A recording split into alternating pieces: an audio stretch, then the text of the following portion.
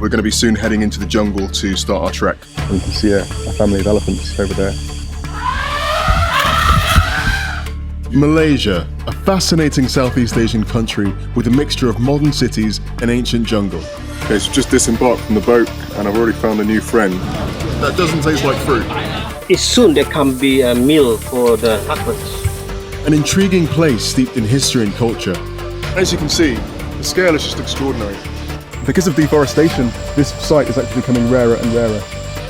Watch as we travel the country and piece together a montage of Malaysia.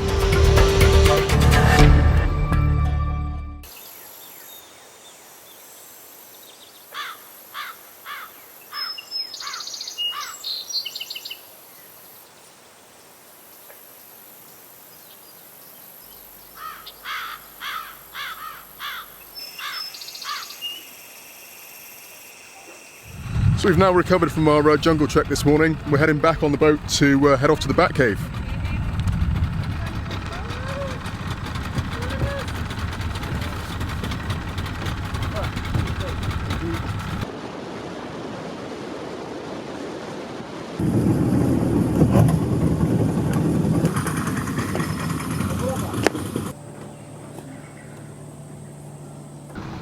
When we made a brief stop to replenish our water supplies, Osman spotted a telltale sign that the critters of the jungle had taken quite a liking to Patrick. Tell us what happened, Patrick. Well, Osman just pointed out to me that I've got blood all over me. I didn't actually notice. Looks like I've been shot. Turns out it was a leech. So it's been sucking on me there for God knows how long. Obviously got it in the jungle. Look like the Walking Dead. It's jungle life for you. What can I say, mate? I just stirred it, nice thick, white. Yeah, unbelievable. Yeah. Because you don't like it. Jangan minyak anakmu. Di rumah. Balik kampung. Just pick up from the tree just now. Water guava. Water guava? Yes. Water guava, okay. Good? Tastes like a really sweet apple. Very nice. From Jamaica, they have like a banana called plantain. Oh yeah? Yeah, they do the same. But yeah, like shallow fry it in a pan. It's very nice, very similar. Yeah. That's so good, right?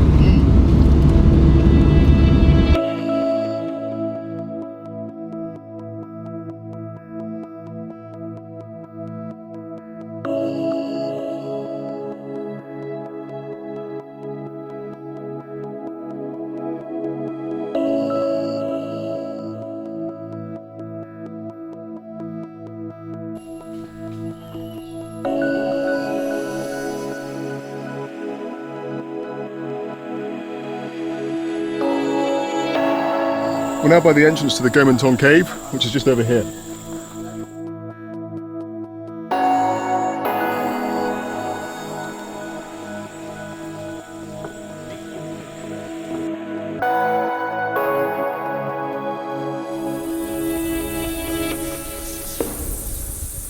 This whole ground is all bat poo. When you like that, they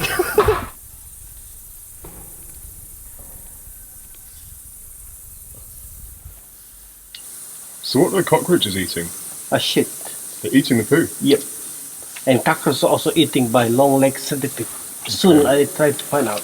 I don't know. It's a white cockroach, eh? See it? It's beautiful.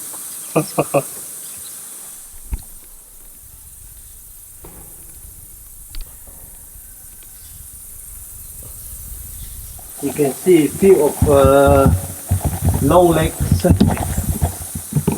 Venom's like crazy. Someone bite by this kind of centipede a few years ago. Come down. There were 2 weeks in hospital crying like never done before. Look at that. Yeah. Is he injured? Yeah. Kind of sick. Suppose it's not good to hold it, but you know. It's soon there can be a meal for the cockroach. Got an injured bat here that's fallen down from the roof above and onto the guano below. That'll soon become food for the cockroaches.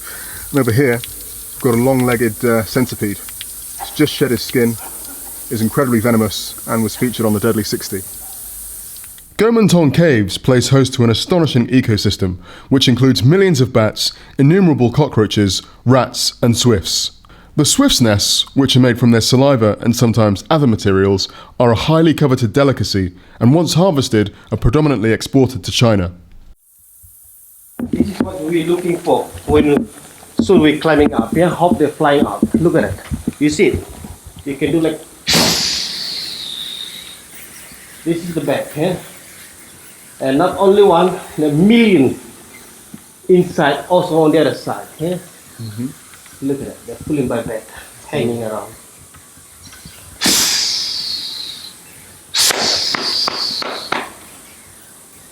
Haha.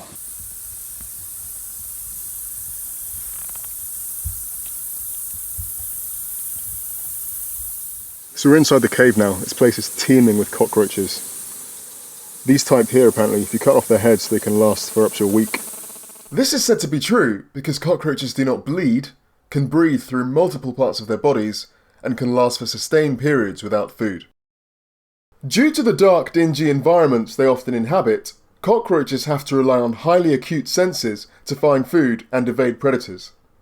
Their ability to detect even the tiniest of movements is so profound that they are said to be the most vibration-sensitive organism. For example, anything deemed to be food falling from the roof of this cave and onto the guano would be enveloped by the cockroaches in a matter of seconds, as simulated here. Watch this.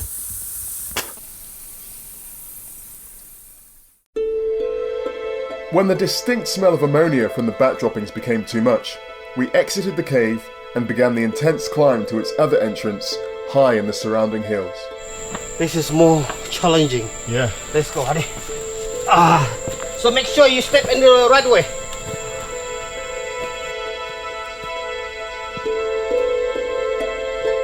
So we've been climbing this trail for about 10 minutes now, and I'm pretty shattered. But already we've been treated to this spectacular view of the treetops over the forest here. Because of deforestation for the palm oil plantations, this site is actually becoming rarer and rarer.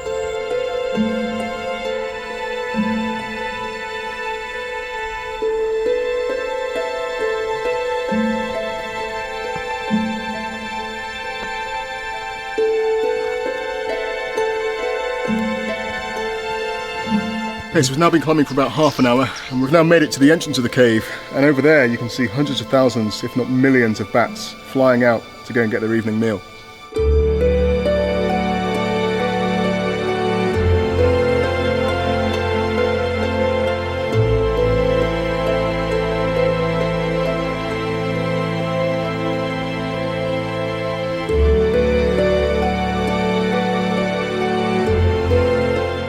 On the way to their nocturnal feeding frenzy, the bats have to run a gauntlet of hungry hornbills and eagles, waiting eagerly to pluck them out of the air with their razor-sharp talons and beaks. Although we were now in prime wild orangutan territory, and they had been spotted at this very position in the preceding days, they were proving to be quite elusive, and so we could only see their movements from afar. High up there, in that tuft of leaves at the top of that tree, there's an orangutan building a nest.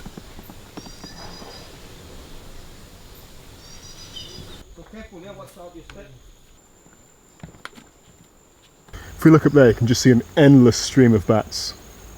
As darkness began to shroud the hills, we were forced to begin our descent. As we did so, the spectacular stream of bats just kept on going, and going, and going. Absolutely awesome.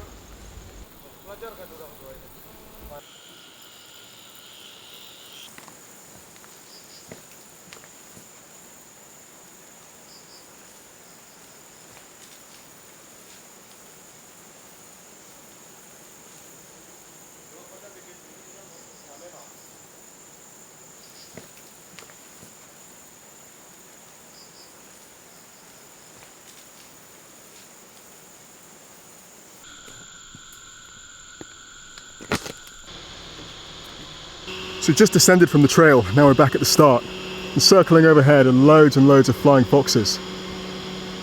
Awesome. Once at the foot of the hills, we stopped to observe these flying foxes gliding overhead, silhouetted by the fading light. Flying foxes are also referred to as fruit bats, although with wingspans known to exceed 1 metre, they are many times larger than ordinary bats. Like their smaller counterparts, they are nocturnal. However, conversely, they do not possess echolocation abilities, instead relying on their well-developed eyesight for navigation.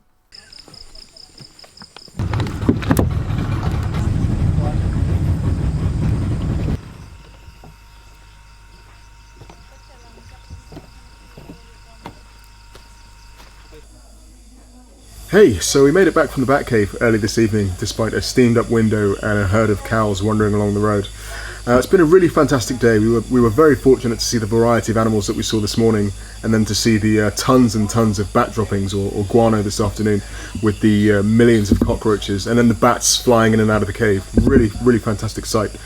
We definitely felt the presence of the orangutan and managed to see evidence of them, with the trees swaying and the odd orange hairy arm sticking out here and there. So I think tomorrow we're going to try and head along to Sepilok, which is where the orangutan sanctuary is, and see some more orangutan up close.